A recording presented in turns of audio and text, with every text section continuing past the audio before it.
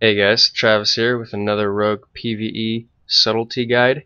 This is for patch 6.1, the Blackrock Foundry raid. This is what I've been doing and what I've found to be most beneficial for me to increase my DPS the best. We're going to talk about the stats, talents, and glyphs, and then the rotation, which is pretty similar to the last rotation for 6.0. I'll put a link to that in the description down below if you haven't checked that out, and you can see what the differences are. I don't think there's very many differences rotation or talent wise, as I'm still running with Shadow Focus, Combat Readiness, Elusiveness, Shadow Step, Prey on the Weak, Anticipation, and Shadow Reflection. I've heard some things about Subterfuge being a little better for some players, but I personally prefer Shadow Focus because you don't have to worry about pooling any energy to vanish, because with Subterfuge you're going to get an extra ambush or two, but you gotta sit there and pool some energy before you vanish. So I prefer the Shadow Focus where you can just quickly vanish, get that ambush up to keep your exposed weakness on them, and then continue your DPS from there. I'm not a big fan of Death from Above in PvE. I haven't really tested it out since the buff, and Venom Rush really isn't all that good for a lot of the boss fights where you're just single targeting, so I prefer Shadow Focus or Shadow Reflection over the others, and Anticipation because we run with a lot of people in our raid group, about 15 to 20, and people are constantly critting, so I'm always getting extra combo points from Anticipation, although some players prefer Mark for Death, and I think it's still about a 1% DPS increase from Anticipation if you can do it perfectly. Glyphs. There's only two major glyphs that are priority, which is Glyph of Energy, which is going to increase your energy by 20, and Hemorrhaging Veins, causing your hemorrhage to trigger the 25% damage bonus from Sanguinary Vein, which is really nice. And I prefer Cloak of Shadows glyph because when Cloak is active you're going to take 40% less physical damage, which is really nice when you have to use personal CDs during boss fights to help your healers out a little bit. So now we'll talk about the stats. I'm running with 60% mastery right now, unbuffed, with 18% multi-strike. You know, multi-strike and mastery, they've been equal for sub throughout this expansion, and I personally prefer stacking mastery right now because it's going to improve the effectiveness of your slice and dice and the damage from your ruptures and eviscerates, which and your Crimson Tempest if you use that for AoE fights. But I personally find mastery a little bit better for my DPS because you're still getting multi-strike from everything else. We'll talk about that in a second. But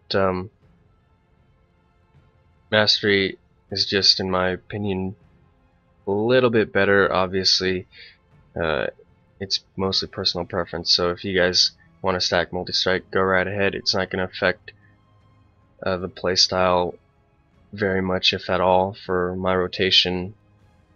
So we'll go ahead and talk about this passive, Sinister Calling, which is why I prefer to stack mastery. It's going to increase your total agility by 15%, plus you get 5% more multi-strike from all sources. So that right there is reason enough for me to stack mastery, because you're still getting multi-strike from it.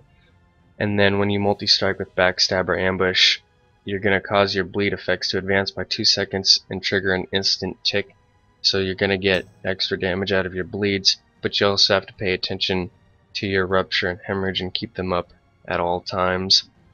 And make sure they're fully refreshed before you pop into a Shadow Dance, unless you're going to be popping Shadow Reflection with it as well, which I prefer. I don't know why it's not on my bars right now, but I like to keep the Shadow Reflection on my bars so I can monitor that at all times.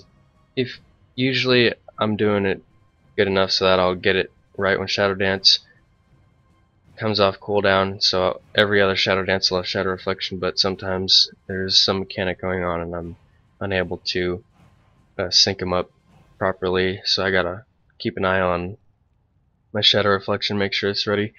So when you pop it, if you're popping Shadow Reflection, you want to hit a Rupture and a Hemorrhage at least once before it goes away, so that you'll get another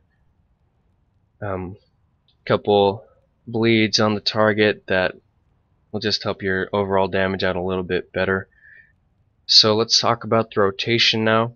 It's a pretty similar rotation to my previous one. We're going to start in Stealth, obviously, as sub. Make sure you've got your poisons up, Deadly Poison, Crippling Poison. Unless you run with Leeching Poison, then use that instead of Crippling, which Crippling doesn't really make a difference in PvE very much for the most part, so you can use Leeching Poison. I just find using Elusiveness is a little bit better. But we're going to open with an Ambush, and by then in a raid group you'll have 5 combo points. I macro my Premeditation with my Ambush, so I'll get my Premeditation up there, Ambush, that's 4 combo points, plus people are critting in your group, so you'll have 5 combo points. Get a full Slice and Dice up, we'll Shadow Dance, and we aren't going to worry about our energy because you've got Shadow Focus. And then we're going to go right into our rotation. Ambush to 5, get a full Rupture, get a Hemo, Ambush to 5, Eviscerate, Ambush to 5, Eviscerate, and rinse and repeat that until your Shadow Dance falls off. And we're going to monitor the Exposed Armor, which will be somewhere around here on the target. And then we're going to backstab to 5, maintaining our Rupture and Hemorrhage, and using Eviscerates when everything else is good and our Slice and Dice is still up at all times. And then once Exposed Armor falls off, we're going to Vanish, hit them with an Ambush, immediately pop Preparation, and then make sure our bleeds are reapplied and our Slice and Dice. And then once that Exposed Armor falls off, we're going to Ambush or Eviscerate, Vanish again, and Ambush them, and just continue from there. So I'll go ahead and run through it so you guys can see it and see what kind of DPS I'm pulling unbuffed, and see if you guys can get the hang of it.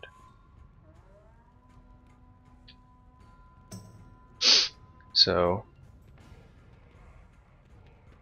just a second here and we're ready to go. So Ambush, Rupture, Hemo, Ambush.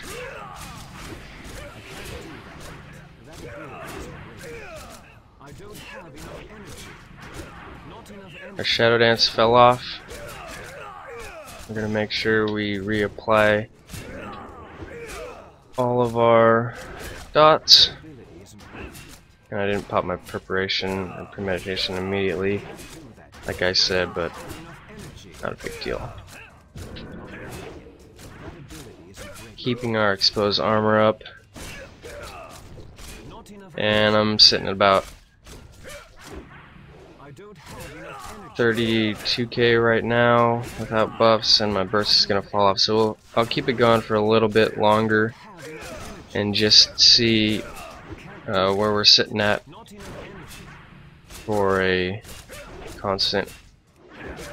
Here we go, second Shadow Dance without a Shadow Reflection up. You want to ambush and eviscerate as much as possible in this phase, but you want to make sure you keep your bleeds and Slice and Dice up as well. So we're sitting about 27k DPS, and we'll stop it right there.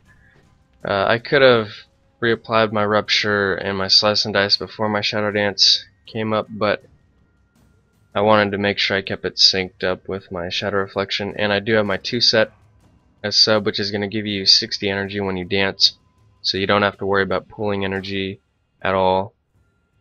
And the last thing we'll talk about are the enchants on the weapons. I run with Mark of the Frost Wolf on my main hand, which is going to give me multi-strike whenever it pops, and I run with Mark of the Shattered Hand on my offhand, which is going to add another bleed to the target, which your multi-strike, backstabs, and ambushes can trigger the effect to make that tick faster as well. So you guys want to check out my detailed damage window, and you see melee obviously top with 29 8.5%, and you're seeing there's hit.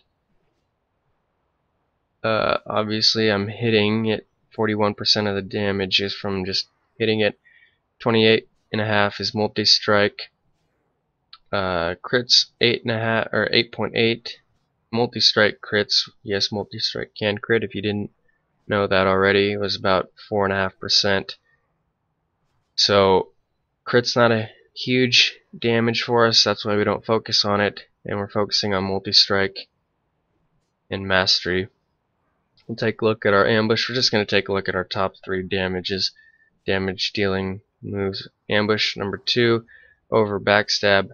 Backstab will probably be in the top 3 by the end of a boss fight, because you're going to be ambushing so much more, or backstabbing so much more than you're ambushing. Ambush was about 18.5%, and most of the damage came from hits, 50% of it, and then multi-strike 26, almost 27% of it, and then multi-strike crits and normal crits.